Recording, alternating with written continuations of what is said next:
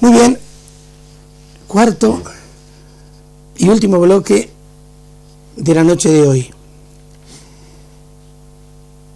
No les quiero hacer perder el tiempo.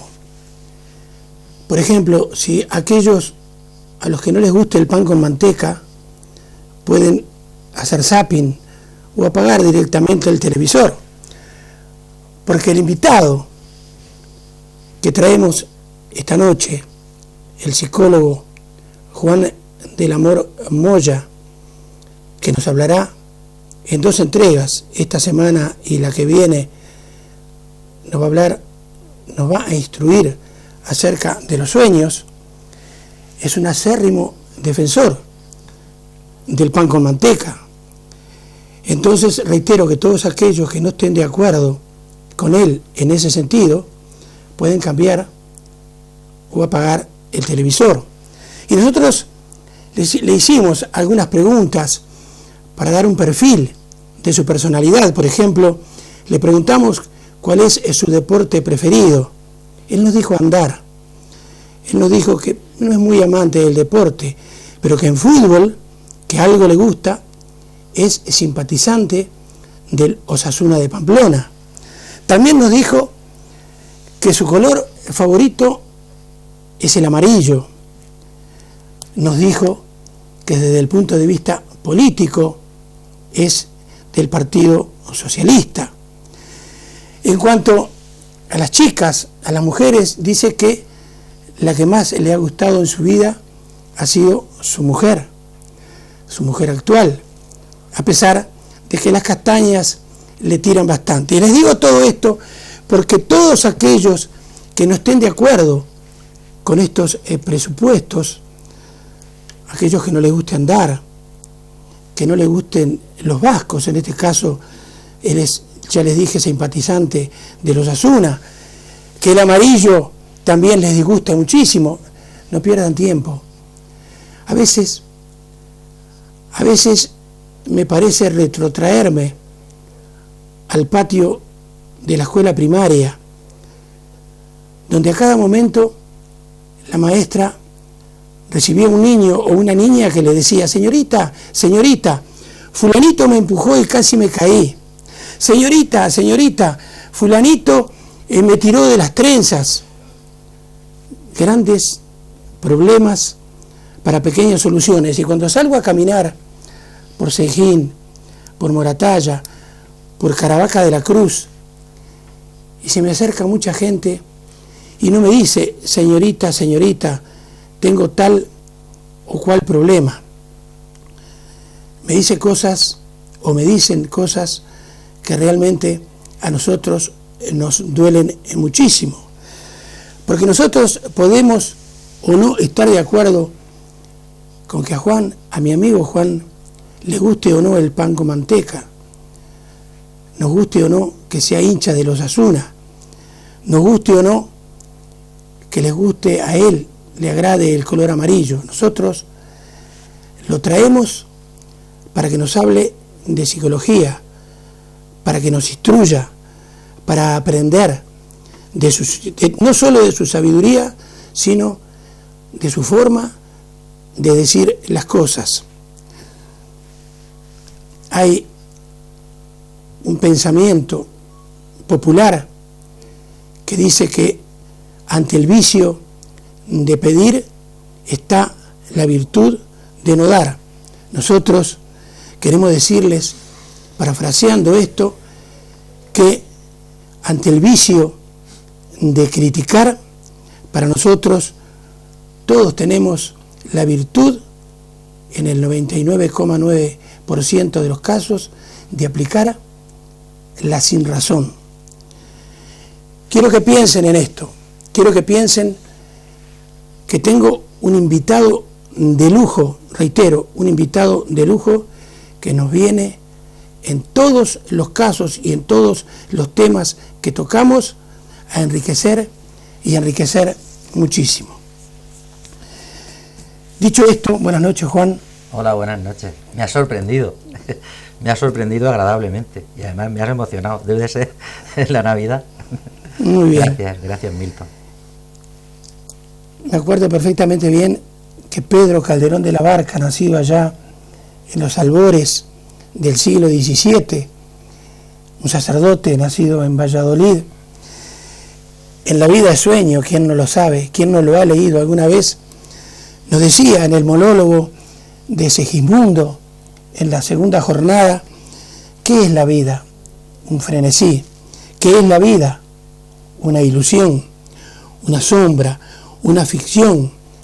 Y el mayor bien es pequeño, que toda la vida es sueño, y los sueños, sueños son. Y yo te pregunto, ¿qué son los sueños? ¿Qué es el dormir?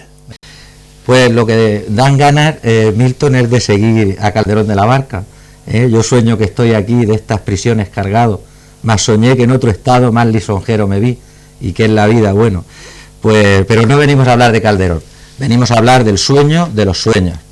Pues por hacer un previo, una introducción, la misma palabra tiene su raíz latina. Somnum es la raíz latina de sueño.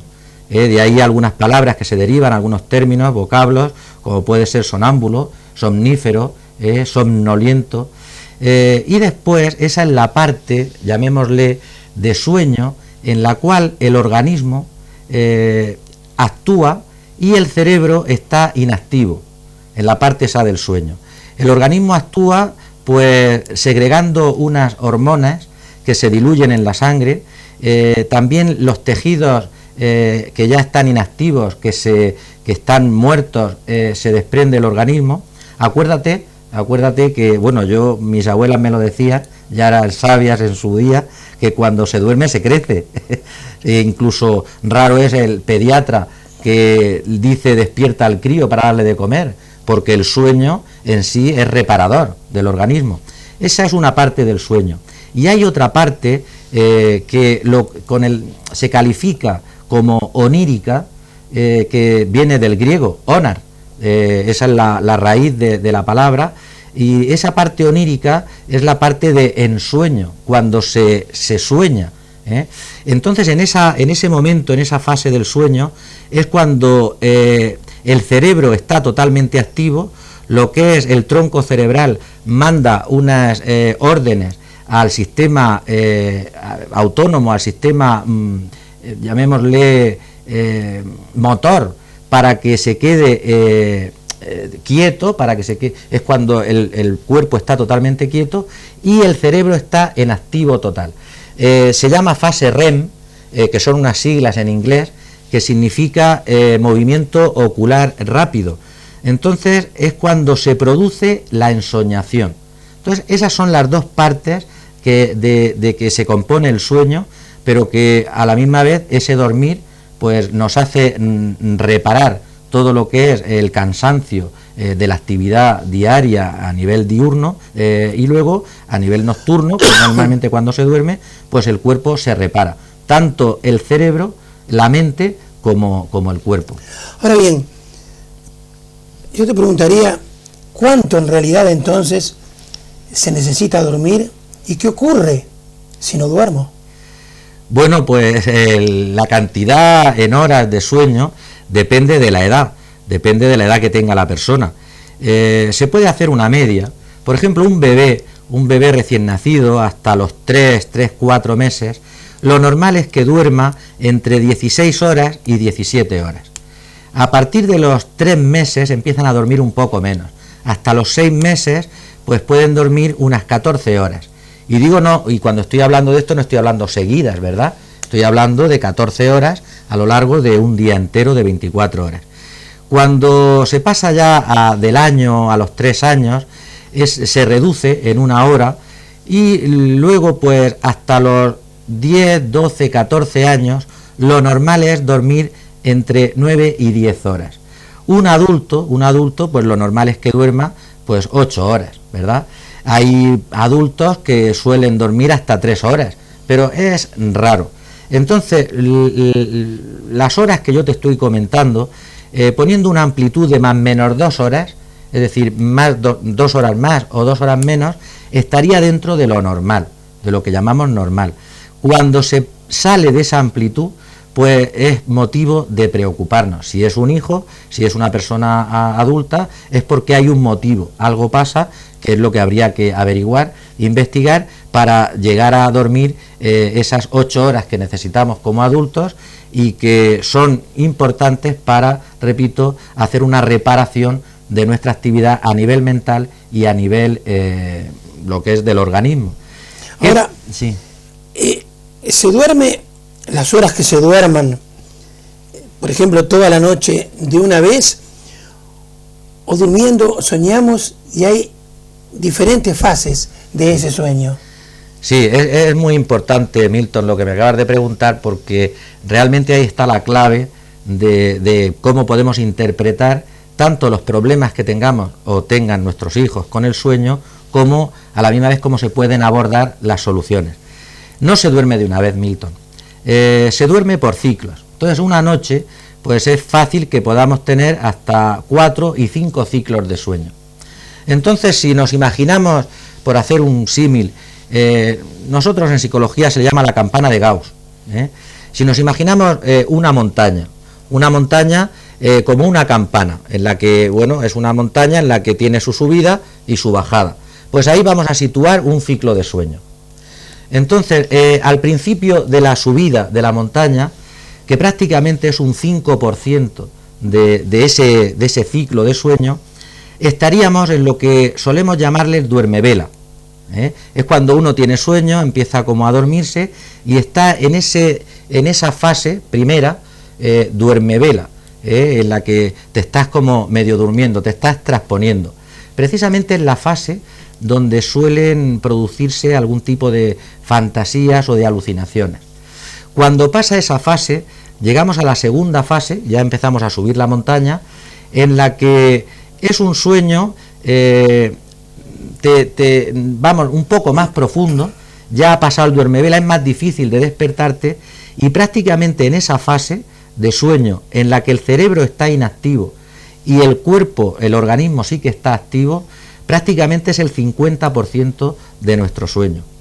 Cuando pasa esa fase, hay otra tercera que es de cambio a otro sueño un poco más profundo. Pasamos a esa tercera fase, esa cuarta fase, que es un sueño como más aislado del contexto, como un poco más profundo, en donde todavía sigue el cerebro inactivo y el organismo funcionando. Estas son las fases no REM, por lo que hablábamos antes de las siglas. Y luego entraríamos en el sueño REM, que es donde realmente ahí el cerebro, el tronco cerebral, manda las órdenes al sistema nervioso locomotor, se paraliza y es cuando el cuerpo está parado y quien actúa es el cerebro. El cerebro en las ondas cerebrales, cuando se pone el electro, y además se detectan, por eso se llama fase REM, se detectan los movimientos oculares rápidos. Y en esa fase es donde se encuentran la fase onírica, es donde se sueña, en las anteriores no. Y ese sueño, cuando se sueña, es tan importante, Milton, que si no se soñara, se podría morir. Se han hecho ejemplos. ¿Cómo? Pues se deja a la persona, bueno, se han hecho ejemplos con animales primero y se ha visto qué capacidad tienen de aguante, y cuando empieza la fase REM se les despierta y llega un momento en que el animal moriría y la persona le pasaría igual. O sea, se necesita esa fase. Cuando esa fase REM prácticamente es un 20% de nuestro tiempo de sueño, de ese ciclo, y luego empezamos a bajar el ciclo, de tal manera que ese ciclo se repite unas 4 o 5 veces durante la noche. Es decir, que durante la noche hay unas 3 veces, 4 veces en las que uno se medio despierta, pero sigue otra vez en la fase duerme-vela y otra vez empieza el ciclo del sueño. Ahora bien, ya dijimos que hoy vamos a circunscribirnos al sueño, digamos en general. Vamos a hablar, o queremos que tú nos hables, del problema del sueño en los adultos, porque para los niños, que es importantísimo que clarifiquemos el sueño en los niños, lo vamos a hacer en la próxima entrega. La próxima semana, el próximo martes, estarás de vuelta con nosotros para hablarnos del problema del sueño en los niños. Pero ahora queremos que nos hables reitero, del problema del sueño en los adultos, que nos hables del insomnio, de si los fármacos ayudan, que nos des consejos en todo este sentido. Pues sí, uno de los problemas que tenemos los adultos referidos al sueño es el insomnio, ¿eh? Esto con la edad, antes de pasar al insomnio, también te digo que, por ejemplo, todos sabemos que cuando se es adolescente el problema está en conciliar el sueño y luego el problema está en despertarse. Cuando una persona va siendo cada vez más mayor, llamémosle, una persona, pues incluso un anciano, pues su problema no está en conciliar el sueño, parece que duerme menos, ¿verdad? Porque concilia el sueño enseguida, pero luego se despierta antes. Pero bueno, dentro de lo que es, las personas, los adultos, uno de los problemas importantes es el insomnio. El insomnio, cuando es una cuestión, vamos a llamarle circunstancial, es decir, que no es permanente, pues pueden ser múltiples las causas, ¿no? El insomnio es pues que duerme poco. Duerme poco, hay que ver si le cuesta conciliar el sueño o si se despierta con facilidad. Depende de cómo sea, pues luego la terapia o lo que encararemos a nivel de tratamiento pues será distinto. ¿Por qué, si es circunstancial, qué puede pasar? Pues múltiples causas, y eso pues las podemos tener en mente cada uno de nosotros, desde que haya ruidos, desde que la cama sea poco cómoda, pues desde que haya pues no lo sé, a lo mejor luz excesiva, que no haya un ambiente cómodo, todo eso pues lo tenemos que ver. Si es que uno ha comido mucho, hay un dicho que tú lo sabrás, me imagino, dice, de grandes cenas están las sepulturas llenas, ¿verdad? Bueno, pues no es un dicho al azar, ni se le ocurriría a alguien que se fijaría. Bueno, pues incluso también de comer mucho, pues lo que pasa es que uno se siente mal. Si ha bebido, por ejemplo, si ha bebido alcohol, pues si ha bebido alcohol y ahora que hemos pasado noches de fiesta, pues cuando se bebe alcohol se duerme fácil, pero se despierta también muy fácil y además incómodo. Entonces, bueno, pues si ese es el problema, pues si es de comer, pues que se cene un poquito antes, ¿no? En eso los europeos nos dan un poco de lección, nosotros lo aprendemos poco, ¿verdad? Bueno, pues esos son detalles, aspectos que nos pueden entorpecer lo que es el sueño. Pero vamos, cuando es circunstancial, cuando es una cuestión más a largo plazo, es decir, una persona que padece de insomnio, pues ya hay que ver si es un problema emocional, también pueden ser problemas de diario, pero que te superan y eso pues te quita el sueño o te hace dormir menos. Personas que de por sí son ansiosas y esa ansiedad les problematiza la cuestión de descanso del sueño. Problemas psicológicos que se puedan tener, por ejemplo, la misma depresión. Las personas depresivas o que están padeciendo una depresión igual concilian el sueño pronto, pero son muy fáciles de despertar. Entonces, sí. Y dime una cosa, perdona que te corte. Sí, sí. ¿Puede ser un problema el dormir, porque no lo sabemos, en el momento inadecuado? También es un problema también. Bueno, esto suele pasar en ciertas profesiones. Por ejemplo, cuando se tienen guardia, los médicos, las enfermeras, o por ejemplo cuando se hace un vuelo transoceánico, pues que te tienes que adaptar al nuevo horario. Cuando es una cuestión laboral, pues tiene una solución complicada, ¿no? Pero cuando es una cuestión que a lo mejor te ha tocado del día, que te has tenido que levantar temprano, pues hay que reajustarse. Por ejemplo, hay cosas que hacen las personas que hacen un vuelo transoceánico. Para adaptarse, cuando llegan, se adaptan, por ejemplo, si llegan a la hora de levantarse y no han dormido, pues se echan un ratico, ponen el despertador y como engañan, es una especie de engaño al cerebro, que no te engañas, pero bueno, entonces te despiertas y tal. Una cuestión que no merece la pena hacer, porque no ayudamos al organismo a adaptarse, es, si no has dormido por la noche, dormir de día. Se duerme de día y entonces lo único que estás haciendo es que estás evitando que luego a la noche lo puedas resolver de forma satisfactoria, positiva. Y luego lo que me has preguntado de los fármacos. Los fármacos Bueno, para eso están los médicos, ¿verdad?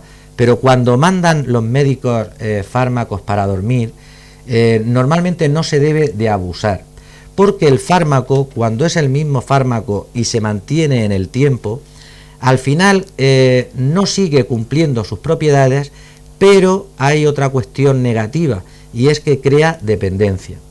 Entonces, cuando lo manda el médico lo manda en ciclos, en periodos, pero para quitárselos y después poder otra vez recuperarlos. Pero la persona que no lo hace con equilibrio, con responsabilidad y no con el consejo del médico, se puede equivocar, porque si toma fármacos, con el tiempo necesitará más cantidad y mayor tiempo para estar usándolos, y eso no es bueno. Sobre todo en este cuadro que estamos hablando estaría el perfil de la persona depresiva. Si una persona no puede dormir, y es por una cuestión importante, como hemos dicho, psicológica o de ansiedad, pues tiene que decírselo al médico, y los fármacos se los mandarán. Hay fármacos que incluso se usan para lo contrario, y lo sabemos, la cuestión de anfetaminas, drogas de diseño, incluso el mismo alcohol, ¿verdad? Bueno, pues estos fármacos, como podemos todos comprender, fármacos o drogas, pues son totalmente negativos porque alteran los ciclos del sueño y luego, lógicamente, no te relajas. Y cuando no se duerme, ¿qué es lo que pasa, verdad? Claro. Ahora, lo contrario, dormir demasiado, ¿también puede significar un problema? Pues puede significar un problema. Normalmente cuando se duerme demasiado es por dos causas, Pues una concretamente que está tipificada, que es la narcolepsia. Hay una enfermedad y esto, bueno, pues hay personas que, bueno, están en su vida, en su quehacer diario, diurno, y en un momento determinado es como que perdieran la conciencia, que no la pierden porque siguen sintiendo y se quedan dormidos, incluso llegan a caerse al suelo. Esto es la narcolepsia. Yo recuerdo ahora una anécdota. A mí me mandaron que también es importante este fármaco, un antihistamínico, y no leí yo no suelo leer las indicaciones, no las suelo leer porque, bueno, si las leyera igual no me lo tomaba. Bueno, pues producen sueño y tienen una sintomatología muy parecida a la narcolepsia. Y hay otra razón, hay otra, vamos a llamarle tipología dentro de los que suelen dormir durante el día, que es la apnea del sueño. Sobre todo personas que suelen roncar. Cuando se ronca, bueno, el problema lo tiene la persona que duerme al lado. Sí, pero independientemente del problema que tenga la persona que duerme al lado de esta persona que ronca, cuando se ronca, si nosotros hemos estado al lado de alguna persona que padezca este mal, entre comillas, pues cuando se está roncando se entorpece el ciclo del sueño.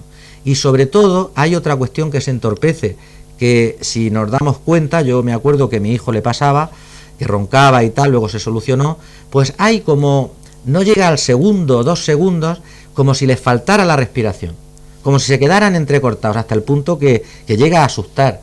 Bueno, estas personas que padecen de este tema que estamos hablando, para entendernos, roncar de esta manera, pues tienen problemas porque no descansan bien, no duermen bien. Por eso durante el día pues se duermen de más, duermen no solo la siesta, sino en cualquier sitio. Y esto no es bueno porque el cuerpo no descansa. Hay tratamientos, eso lo sabemos todos, tratamientos, bueno, hay algunos que lo puedo decir porque sé que, bueno, no lo vais a hacer el que lo escuche, pero yo recuerdo mi abuela que decía que teníamos que meter una llave hueca de hierro debajo de la almohada y así no se roncaba. Pues no, hay que ir al médico, sobre todo personas obesas les suele pasar, pues se va al médico y el médico pues nos dará la solución, incluso hay operaciones. Y luego cuando falta, como he comentado, esas faltas de respiración, de oxígeno, pues hay personas que lo necesitan, lo hacen y se acostumbran y duermen con el oxígeno puesto. Muy bien. Para terminar por hoy, porque reitero, la semana que viene vas a estar de nuevo con nosotros, hablándonos de las causas más frecuentes de la falta de sueño en los pequeños. Sí. Nos vas a hablar de los terrores nocturnos Sí. de los niños, de las pesadillas que puedan tener, de los gritos, qué hacer en cada caso con los niños. Esto a los papás les va a interesar muchísimo. ¿Cuánto debe dormir un bebé, por ejemplo? Todas esas preguntas, pero ya relacionadas a los niños y a lo que los papás deben hacer con el sueño de los niños. Pero como te decía, para terminar por hoy, ¿hay una interpretación de los sueños? Sí. Bueno, hasta en la antigüedad, si nos vamos a uno de los libros más antiguos, que es la Biblia, Milton, pues en la Biblia, en el Génesis, y además ves que recuerdo concretamente en el capítulo 41, del versículo del 1 al 36, José hace una interpretación de los sueños del faraón. Es decir, los sueños de siempre, todas las culturas, incluso la religión islámica, tiene ahí tratados sobre la interpretación de los sueños. Pero si nos ceñimos a lo que es la psicología, Freud, a principios del siglo XX, hace un tratado de la interpretación de los sueños. E incluso hay un libro, es interpretación de los sueños. Freud habla de los sueños, si todo el mundo se acuerda de algún sueño que ha tenido, y dice que en los sueños hay un contenido, que es el contenido manifiesto, que es eso de lo que nos acordamos, que a veces es absurdo. En esos sueños se mezclan el tiempo, personas, el espacio, sobre todo cuestiones a lo mejor del día anterior. Hay una mezcla, nos puede parecer absurdo, y algunos tienen sentido en sí mismos. Pero ese es el contenido, vamos a llamarle manifiesto, en lo que se ve, lo que se puede verbalizar, lo que se puede, pues que te voy a decir yo, puedes comentárselo al compañero, comentárselo al familiar, es decir, lo que se puede compartir. Pero luego lo importante para Freud es que en esos sueños hay una manifestación de los impulsos, hay una manifestación del inconsciente de la persona. Y entonces lo que le importa a Freud no es el contenido manifiesto, sino el contenido latente. Es decir, ¿qué nos está diciendo? ¿Qué nos está queriendo decir? Entonces se puede hacer un estudio de cómo a través de esos sueños esa persona se está proyectando, cómo su inconsciente se proyecta. Y esto es independiente, ¿verdad?, de las interpretaciones que pueda haber, pues, ¿qué te voy a decir yo?, de predicciones, porque los sueños, estamos hablando del sueño de ensoñar, el sueño, la parte onírica. Después también hay sueños de la vida, y eso, en esos sueños están nuestros anhelos, nuestras ilusiones, y también son importantes. Yo me gustaría dormir soñando, pero no soñando de sueño, sino soñando en algo en un anhelo, en una ilusión. Todos tenemos anhelos, ilusiones, también forman parte de los sueños.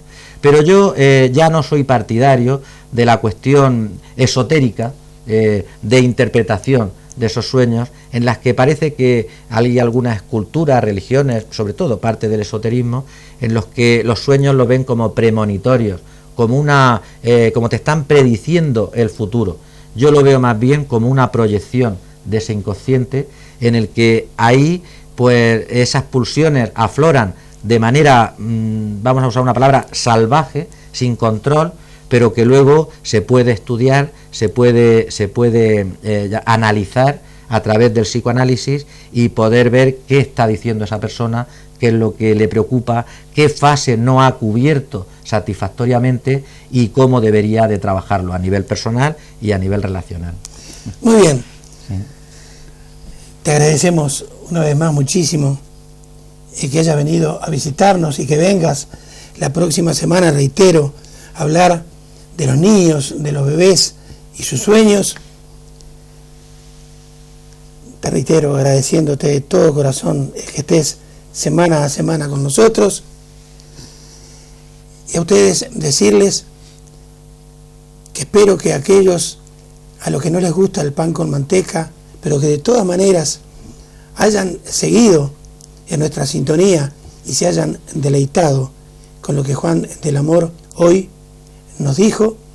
Espero que la semana que viene se reencuentren con nosotros aquellos que no son simpatizantes de los Asuna, aquellos que no les gusta el color amarillo, aquellos que no les gustan las mujeres castañas, por ejemplo, en fin. Pero sobre todo aquellos a los que no les gusta, reitero, el pan con manteca, que es exquisito en el desayuno con el café con leche, los espero en 7 días y 7 noches para, reitero, volver a deleitarnos con Juan del Amor. Hasta entonces.